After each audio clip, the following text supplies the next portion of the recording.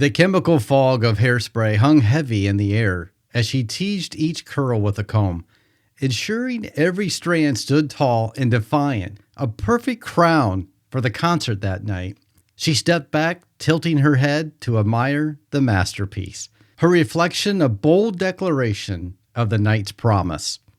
Another quick spritz sealed the deal, her hair now a fortress ready to withstand the sweaty, head-banging chaos ahead. Her outfit was a carefully curated tribute to the glam metal scene she lived for, each piece chosen to scream defiance and devotion. She slid into her favorite blue jeans, the denim hugging her frame snugly, perfect for diving into the mosh pit. Over the fitted black tank top, emblazoned with a faded Quiet Riot logo, worn soft from countless spins in the laundry, she layered a cropped denim jacket, its single Iron Maiden patch meticulously hand-sewn on the back. It was a badge of her allegiance to the metal gods. Her black ankle boots, scuffed from late nights, added a gritty edge to her look. She slipped small silver hoops into her double-pierced ears, their subtle glint catching the dim glow of her bedside lamp. A thin layer bracelet wrapped around her wrist, and her freshly painted red manicured nails popped against her pale skin. Her blue-tinted contact lenses shaped her hazel eyes into electric, almost otherworldly hue, ready to stand out in the flickering lights of the concert hall. Excitement coursed through her like a power chord, her heart thumping in time for the imagined riffs of Quiet Riot's Metal Health, the album that had taken over her life since it hit #1. Come On Feel the Noise had been blasting from her boombox for weeks, its raw energy fueling her dreams of freedom and rebellion. She'd memorized every word, every scream, and tonight she would belt it out with thousands of others. Her voice will be lost in the collective roar of the crowd. The opening act, would bring their own fire with Rock and Roll Party in the streets, and she could already feel the bass vibrating through her bones, the crowd surging like a living thing. She'd scraped together every penny from babysitting and odd jobs around the neighborhood to afford the ticket, stashing crumpled bills in a tin under her bed until she had enough. This wasn't just a concert, it was a pilgrimage, a chance to shed the mundane weight of school chores and a small-town life for a few glorious hours of pure, unfiltered heavy metal. As she prepped, her thoughts drifted to her boyfriend, who had moved to Texas months ago for his dad's new job. They spent last summer sprawled on her bedroom floor, swapping mixed tapes of Def Leppard and Van Halen, air guitaring to photograph, and stealing kisses when their parents weren't home. His lopsided grin and the way he mimicked Joe Elliott's growl still lingered in her mind, but his letters had dwindled to a trickle, each one shorter than the last. The distance stung, leaving a hollow ache she tried to ignore. But tonight, she would rock out for both of them, channeling that longing into the music's raw power. Shaking off the melancholy, she opened her small wooden jewelry box, its hinges creaking softly. Inside, her treasures glinted in the low light. She had selected 3 rings, a delicate gold friendship ring with a tiny diamond, a gift from a friend who had moved away, a gold band set with a red garnet birthstone, and a diamond chip. Her January gem that she wore like the badge of identity, and her dad's old wedding ring. It was too big for her finger, so she carefully wrapped it with a small piece of cloth tape. She slipped the rings onto her fingers, adjusting them until they felt right, ready for a wild night ahead. She stood back, giving herself one last look in the mirror, her reflection a fierce blend of anticipation and defiance. The ballroom was calling, its promised thundering guitars and the sea of leather-clad fans pulling her forward. She grabbed her small denim purse, double-checking that her precious ticket was tucked safely inside alongside a few crumpled dollar bills for a soda or maybe a concert t-shirt if she could stretch her budget. Slinging the purse over her shoulder, she took a deep breath, the faint scent of hairspray still clinging to her. She stepped out, her boots were clicking on the pavement, and each step bringing her closer to the concert. The electric pulse of heavy metal waited to set her free. She arrived at the concert fully alive and ready for the night of rock and roll. But she never made it back home. This is not just a story of murder. It's a story of persistence and the people who worked to restore her name. Welcome. I'm a licensed professional counselor and I analyze true crime psychology. And today we're analyzing a case that spans decades and highlights the role of technology in cases. I want to offer a trigger warning here. This case involves violence of a young person, abduction, and discussions of mental health struggles. So if this is too much, please don't watch it. Without further ado, let's pull back the curtains and piece this together step by step. This is the story of Bambi Lynn Dick.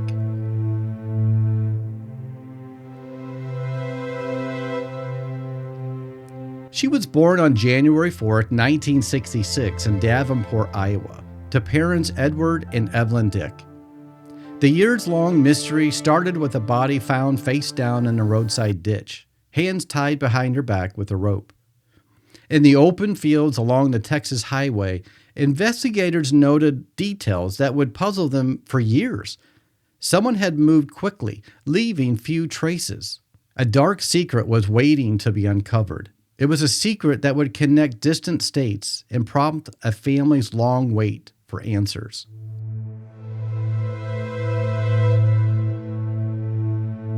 In the heart of Davenport, Iowa, a city perched on the banks of the mighty Mississippi, where the river's steady flow mirrored the predictable pace of life for its residents. This was the world for Bambi Lynn Dick, a 17-year-old girl whose story begins not with a tragedy, but with the quiet hum of everyday aspirations in a working-class town. Davenport, part of the Quad Cities cluster, was a place shaped by factories and farms, where John Deere's massive headquarters loomed as a symbol of economic stability, employing thousands in an era where manufacturer jobs were the backbone of the Midwest. Bambi's family fit right into the fabric.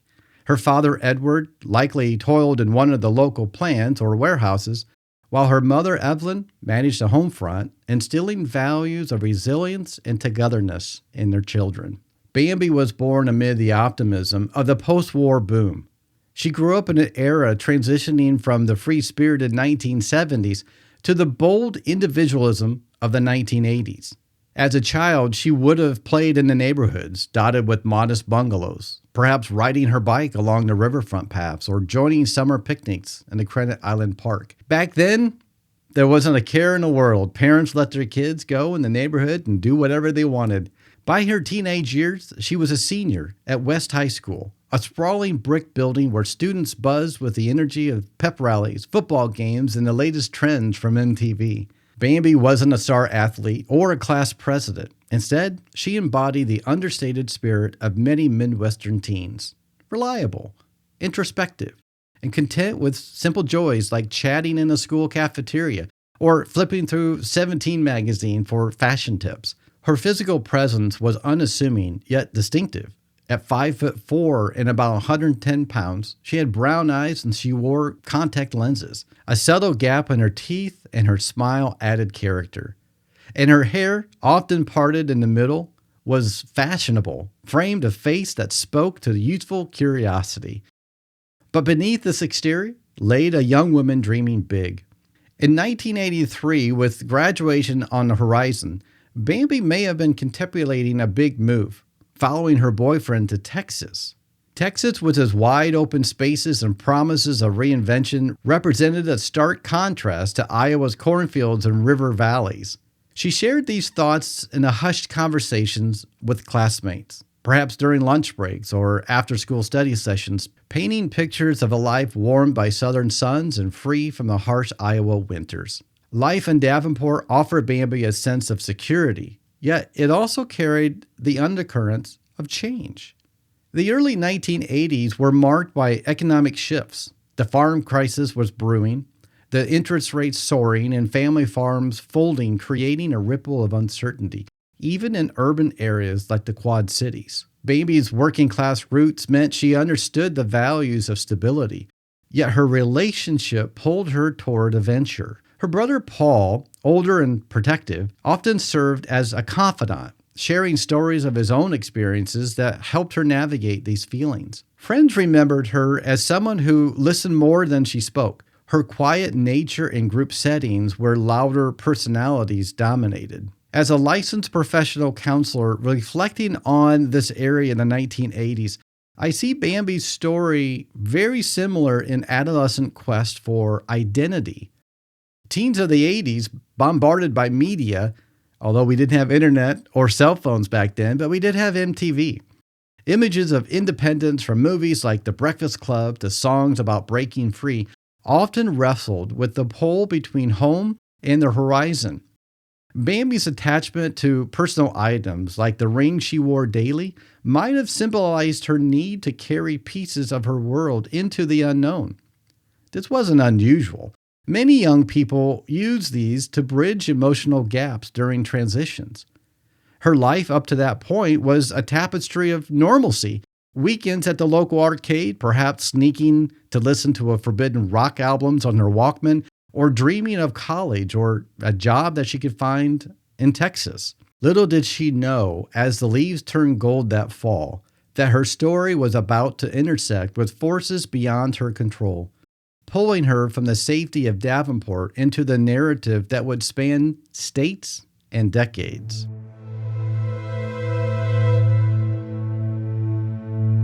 As the sun dipped low over the Mississippi, the air in Davenport crackled with electric anticipation of the concert. In the ballroom, a grand old venue with the crystal chandeliers and polished dance floors stood as a beacon for the Quad Cities music lovers. Built in the 1920s, it had housed legends like Duke Ellington and now pulsed with new raw energy with heavy metal, drawing crowds to escape the week's drudgery. Bambi dressed in effortless style of a teen embracing the era's casual vibe. Big hair, and well-worn jeans. The band's Quiet Riot, with their hits blasting from boomboxes across America, and acts with their gritty riffs, promised a night of headbanging and camaraderie. Inside the ballroom, the scene was alive. Smoke machines fogged the air, strobe lights flashed in rhythm with the drums, and thousands of fans, many in band t-shirts and leather jackets, surged towards the stage. Bambi, amidst the crowd, likely felt the thrill of the music vibrating through her bones, a temporary release from the thoughts swirling in her mind about her boyfriend's new life in Texas. A concert like this was more than entertainment. In the 1980s, they were rites of passage, spaces where teens tested boundaries away from parental eyes. She might have swayed to the opening chords of Axe's set, but as the night wore on, the story takes a subtle shift, like a melody turning minor. Bambi's friend, perhaps caught up in the crowd or planning to head home early for a school night curfew, parted ways at some point. The ballroom's layout, with its multiple exits leading to a dimly lit parking lot surrounded by warehouses and a river's edge, offered plenty of opportunities for separation. Did Bambi linger to buy a souvenir poster or catch a glimpse of the band backstage, as fans sometimes did? The venue's history of hosting rowdy events meant security was present, but not omnipresent, focused more on crowd control than individual comings and goings. What followed is where the narrative edges into uncertainty, a fog that has lingered for over 4 decades. Bambi didn't return home that night, her absence initially unnoticed in the post-concert haze. Her plans to visit Texas loomed large. Perhaps she confided in someone at the concert about hitching a ride south, drawn by the allure of reuniting with her boyfriend amid the Lone Star State booming economy. Yet the lack of preparation, no packed bag, no farewell, clashes with responsible character. Could she have accepted an offer from a stranger, mistaking kindness for opportunity in the adrenaline-fueled aftermath? The 1980s saw a rise in hitchhiking among youth, romanticized in films and songs but fraught with unseen dangers. The rings on her fingers, including one with a deep, familiar significance, glinted under the stage lights that evening, perhaps a quiet affirmation of her ties as she pondered her next step. In the broader context of Davenport's youth culture, nights like this were common escapes from the farm's crisis shadow, where unemployment ticked up and families tightened belts. The kids felt that stress, and this was their opportunity to go have fun. Bambi's disappearance didn't immediately raise alarms. Initial assumptions leaned toward a voluntary departure. Maybe she ran away. a reflection of how society viewed teens as impulsive wanderers. But as a licensed professional counselor, I view this escalation through the lens of developmental psychology. Adolescents often experience a surge in risk-taking, driven by the brain still wiring its prefrontal cortex for impulse control. For Bambi, the concert might have amplified feelings of invincibility, common in social settings where peer energy overrides caution. Her emotional state, tied to a long-distance relationship, could have heightened vulnerability to spontaneous decisions, a pattern seen in many young people seeking connection. This moment, frozen in the neon glow of the ballroom, makes the pivot where Bambi's story veers from ordinary to ominous, leading us toward the harsh light of discovery far from home.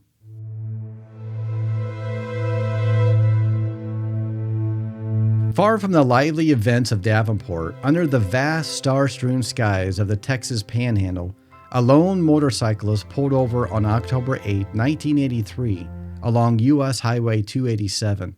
The stretch of road cutting through the flatlands of North Amarillo was a corridor for truckers and travelers. The rider, perhaps stopping for a break or to admire the rugged beauty, stumbled upon a sight that shattered the solitude.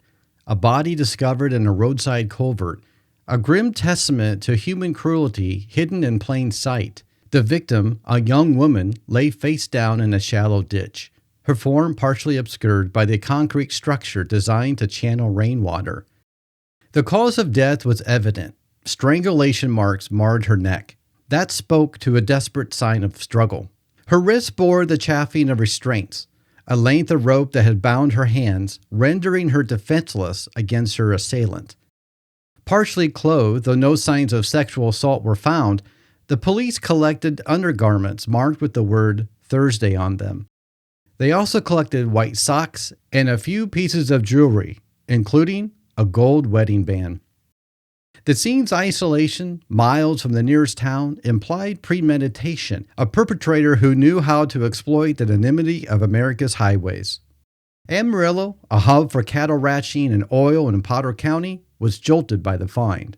The local sheriff's department, accustomed to handling cattle rustling or bar fights, now faced a homicide that reeked of an outsider involvement. Deputies cordoned off the area, photographing the position of the body and collecting soil samples from the culvert's edge, hoping for tire tracks or footprints in the dry earth. The victim's features, a slender build, dark brown hair matted from exposure, were noted alongside anomalies like a third nipple and a faded burn scar. Clues that seemed insignificant at the time proved pivotal later.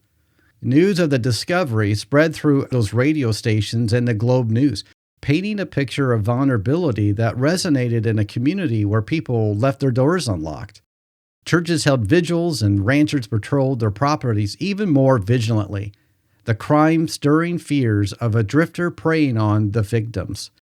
Back in the Quad Cities, whispers of missing girls began to circulate, though no link was drawn yet. In the 1980s, it was a time when serial offenders like Ted Bundy loomed into public consciousness, fueling paranoia about strangers on the road. The crime's logistics painted a portrait of opportunism. The over 900-mile journey from Iowa to Texas in under 2 weeks suggested an abduction via vehicle, perhaps a semi-truck rumbling along Interstate 35 before veering west. Highway 287 is a vital artery for commerce, was dotted with rest stops where encounters could turn deadly. The perpetrator's choice to leave the body in a culvert, visible yet concealed, hinted at a rushed disposal, maybe interrupted by approaching headlights. In the tapestry of this tragedy, the victim's personal effects stood out. The rings, simple yet telling, left intact as if the killer dismissed their value. Potter County's medical examiner conducted an autopsy in the stark confines of the morgue, confirming strangulation and noting no defensive wounds beyond the bindings, suggesting overpowering speed. This act of violence set against a Texas expansive horizon echoed broader societal issues, safety in a mobile world, the underreporting of hitchhiking risk, and law enforcement struggles with interstate crimes before computerized networks. It was a story that demanded answers, pulling threads from two different worlds and setting the stage for painstaking quests that would test the limits of perseverance.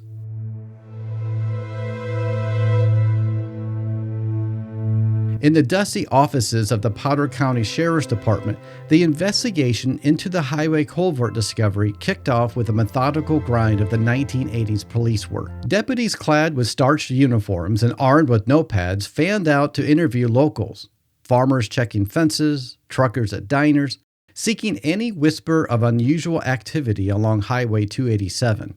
The Jane Doe's description was broadcast on local TV, her composite sketch staring out from grainy screens, pleading for recognition. Evidence bags held the sparse items, fabric scraps, the rope's fibers analyzed under microscopes for manufacturing clues, and the jewelry photographed for potential pawnshop traces. Challenges mounted quickly. Without national databases, leads relied on telex machines clattering with interagency messages, but it was slow and prone to oversight. The assumption of a local victim fizzled as no matches emerged from Texas missing person files, shifting the focus to transients. The autopsy report, typed on carbon paper, detailed the strangulation's mechanics, but yielded no fingerprints or fluids. Meanwhile, in Davenport, the police department fielded the Dix family's frantic calls. Officers visited West High School, questioning teachers about Bambi's attendance and moods, and scoured the Cole Ballroom for overlooked witnesses. The venue's manager provided a guest list of sorts, but in an age before CCTV, recollections were hazy at best. The runaway theory gained some traction. Influenced by cultural biases of the time, teens were seen as rebellious, especially with out-of-state romances in play. This misdirection stalled urgency, with resources diverted to routine patrols rather than broader searches. Years turned into decades, the case files gathering dust in metal cabinets. The 1990s brought glimmers of progress with the advent of CODIS, the FBI's DNA database, but the Jane Doe samples preserved in paraffin blocks awaited technology's catch-up. In Iowa, the Dicks clung to hope, posting flyers at truck stops and calling hotlines, but their grief was compounded by the void. The narrative's turning point arrived in the digital age of 2008, when Paul Dick, now a man shaped by loss, turned to online forums. Uploading Bambi's senior photo to Emerging Missing Persons Network, he detailed the story amid a growing movement of citizen sleuths. These platforms, born from the internet's collection of information, connected families across borders. One of those sleuths, Teresa Sprague. From her California home, she scrolled through entries on her site, her volunteer work fueled by a passion for the forgotten. She spotted parallels. The timelines overlap, the scars match. She emailed Potter County, her message a digital lifeline. This prompted a revival. Exhumed remains yielded fresh DNA, shipped to a Texas lab where sequencers hummed with promise. The center, a pioneer for forensic analysis, compared profiles against familiar submissions. Edward and Evelyn provided her DNA. It was an act of quiet courage. Months of analysis culminated in a 2009 match, the lab's report sealing the connection with a statistical certainty. This breakthrough, a fusion of technology and tenacity, reframed the case. Media swarmed. Interviews on the local news revived public interest, with tips trickling in about suspicious trucks. It highlighted the evolution of investigations, from shoe leather detective work to genetic miracles, yet the killer's identity eluded grasp, leaving the story poised on the edge of resolution.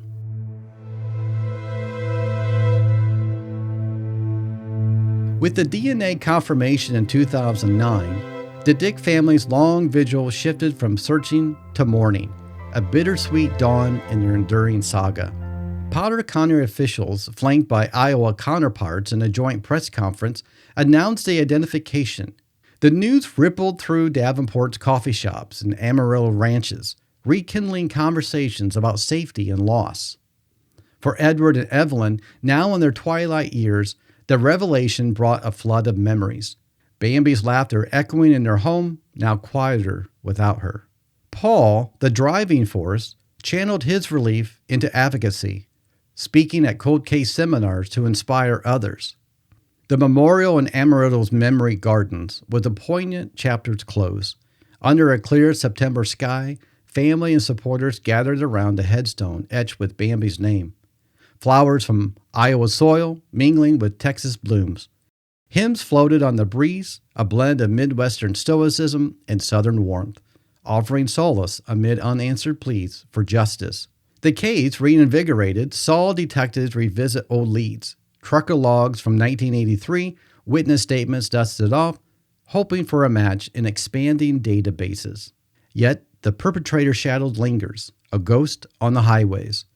Theories point to a nomadic figure, versed in the interstate's rhythms, evading capture in an era of lax tracking. Now, going deeper into the psychological analysis, as a licensed professional counselor with years of experience of trauma and behavior patterns, I approach this case with nuanced lens, drawing from established theories without overstepping into unsubstantiated claims. The perpetrator's methods here, restraining the victim and employing strangulation in a secluded spot, reveal layers of psychopathy worth exploring. Strangulation, often chosen for its intimacy and control, can indicate an offender motivated by power dynamics, where the act serves as a means to assert dominance over vulnerability. This aligns with the organized offender profile from the FBI's Behavioral Analysis Unit developed in the 1980s, where planning suggests a calculated mind, possibly prior offenses honed through experience. And consider the binding here. Ropes imply preparation, a tool carried or improvised, pointing to someone who anticipates resistance and seeks to neutralize it. This could stem from deep-seated insecurities, perhaps rooted in childhood environments lacking control, leading to compensatory behaviors in adulthood. Attachment theory may offer some insight here as well. Individuals with disorganized attachments might externalize chaos through violence, viewing victims as extension of their internal turmoil. The avoidance of face-to-face confirmation inferred from the positioning might reflect an inability to process emotions, common in antisocial personality disorder. Broader patterns of the 1980s crime show highway killers often exhibit nomadic lifestyles, correlating with schizoid traits or avoidant personality features, where isolation fuels detachment. The offender might have experienced rejection or abandonment, channeling rage into acts that restore perceived power.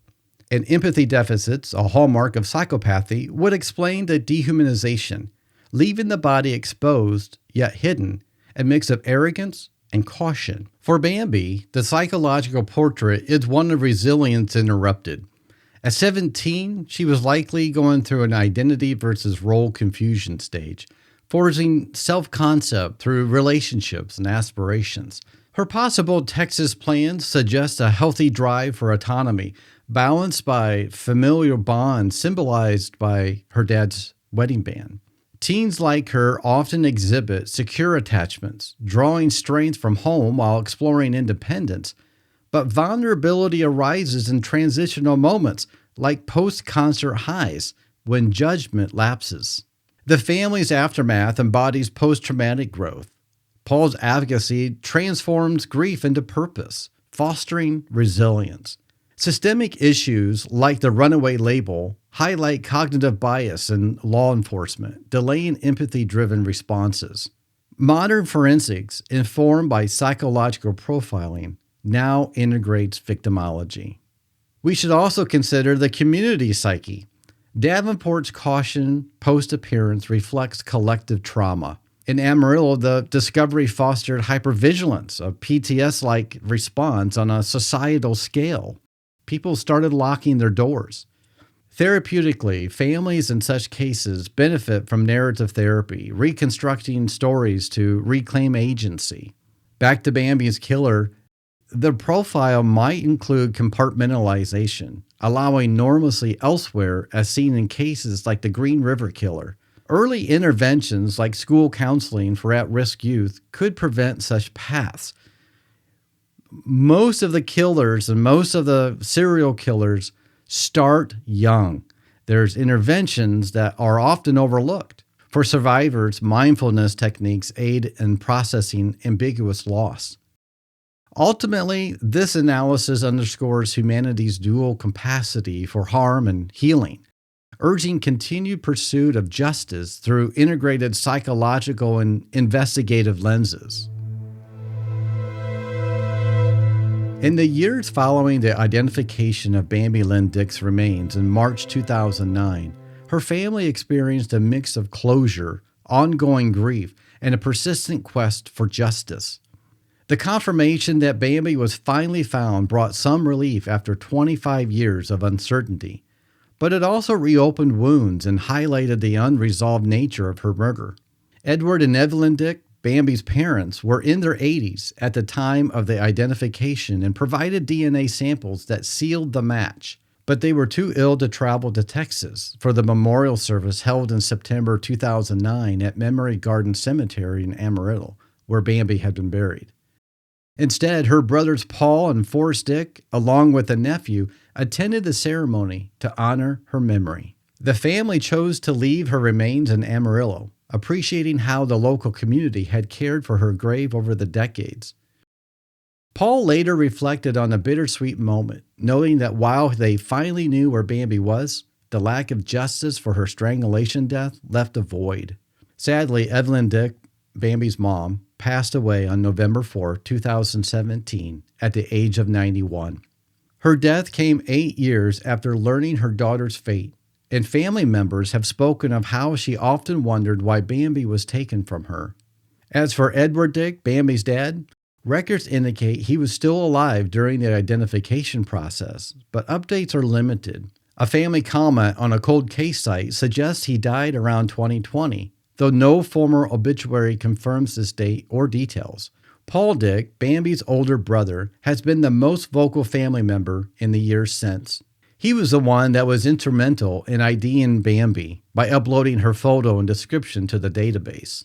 In interviews as recent as 2016, Paul expressed hope that someone would come forward with information about Bambi's killer, emphasizing the family's enduring pain and desire for resolution. He described imagining Bambi showing up one day with a family of her own, a dream shattered by the truth. Paul has continued to advocate for the case, sharing sentiments like wishing to wrap his arms around her one more time and urging anyone with knowledge to speak up. The family as a whole has dealt with the emotional toll of an unresolved case. From a mental health perspective, as a licensed professional counselor, the prolonged uncertainty followed by partial answers can lead to complicated grief, where relief mixes with unresolved anger or sadness. Overall, the Dick family has focused on remembrance and justice, keeping Bambi's memory central amid the personal losses. This case stays with me because it shows how one person's effort, Paul's outreach, and Teresa's vigilance can make a difference even after decades. It's a reminder of how technology and community can intersect to honor a victim's memory. What do you think about this case? How do small details like a ring or a scar become so pivotal in solving cases? Drop your ideas and thoughts in the comments because I read every one of them. And if there's an interesting case that you want me to cover next, let me know. Your suggestions keep this channel going. Thank you for joining me today. And until next time, stay curious, stay safe.